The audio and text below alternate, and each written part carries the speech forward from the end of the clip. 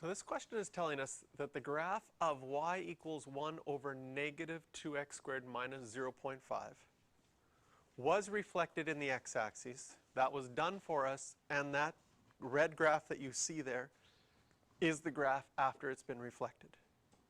We need to know what is the equation of this graph. So first of all, this red graph, if it's flipped over the x-axis, what's going to happen? You're going to affect the y values. So if you're going to affect the y values,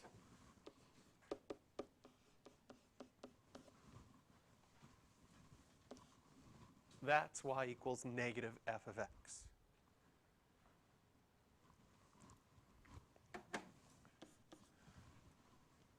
So for this red graph, if this was our original graph f of x here, and the red graph is going to be negative f of x, all we have to do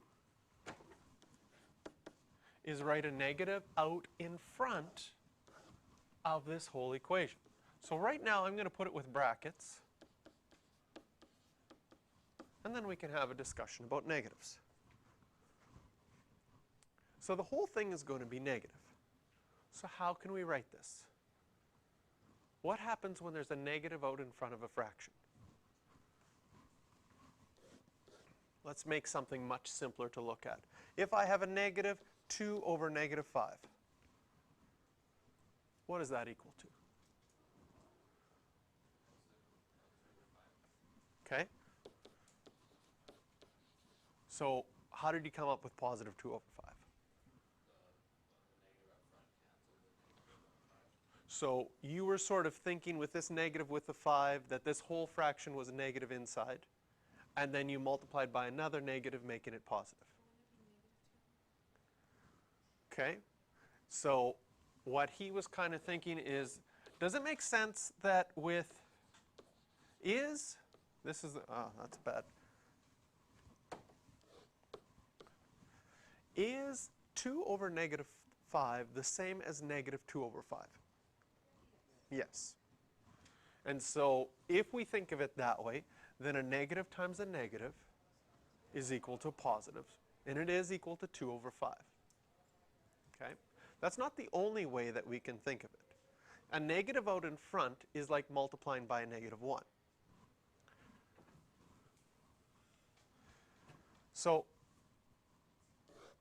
I'm going to put a negative 1 out in front here, and I'm going to have that negative 5 on the bottom and the 2 on the top again. How do we multiply a fraction by a negative 1? In order to multiply fractions, you need to multiply the numerators together and the denominators, but right now I just have negative 1. Can I make negative 1 into a fraction? It would be negative 1 over 1. And then if I multiply the tops, I would get negative 2, and if I multiply the bottoms, I'll get negative 5. Is that the same as 2 over 5? Yes. Again, the negative divided by negative cancels out. Another way you could think of a negative 1 out in front would be like that. Can you see that that's another way that you could write a negative 1? And then if I multiplied the tops, I would just get positive 2, and negative 1 times negative 5 would also give me 5. So depending on how you look at things, you could have your negative in different places and multiply it in different ways. So when we're dealing with the fraction that we have to decide how we're going to look at it. If I multiply that negative through, I can think of that as negative 1 over 1. And then my final answer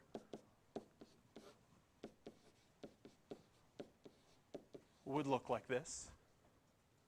I could think of that negative out in front as 1 over negative 1. And then my final answer would look like this. Because when I multiply that negative 1 on the bottom of the fraction, it will get distributed to both of those terms. both of those answers on your final exam would be deemed correct.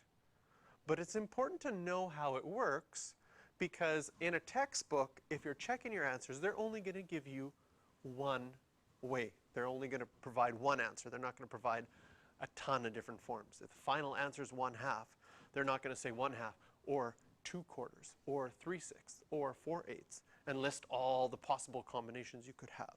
They're just going to provide you with one answer. So if you sometimes get an answer that's different than the answer in the answer key, you have to ask yourself, is my answer wrong, or is my answer just something that I could change to make it match up with the answer that's there? And this is a good example of how you can see those different things. So here's the equation of this image. 1 over 2x squared plus 0.5. Do you know how you would have graphed this last year in grade 11 if you had this equation? Okay? You would have graphed the parabola first. What does 2x squared plus 0.5 look like? Well, it has a vertex at 0, 0.5. And then it would go over 1 up to, and this would be the parabola. Then if you did the reciprocal of this,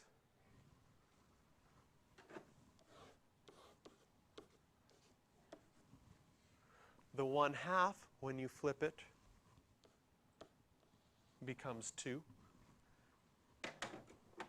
There would have been an asymptote at y equals 0, because your graph gets bigger and bigger and bigger, and if you do 1 over bigger and bigger values, they get closer and closer to 0. And you would have gotten your speed bump graph. Remember that? Yes. All right, so the questions that can be done after this one are 7, 8, 9, and 12.